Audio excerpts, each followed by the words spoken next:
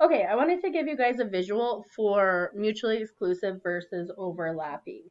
So if I say I have all my spades here, remember there's 52 cards, 13 of each suit. So 4 different suits. So these are the spades. So if I say getting a queen and then getting a 2, those have nothing to do with each other. They're never going to um, occur at the same time because a queen cannot be a 2. So those would be mutually exclusive. But what if I ask you for spades and queens? So if I have my spades and my queens, one of these queens would be in both groups.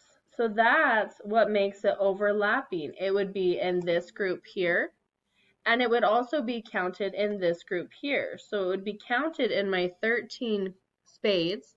It would also be counted in my 4 queens. So it's very important to understand when an event is mutually exclusive and when it's not.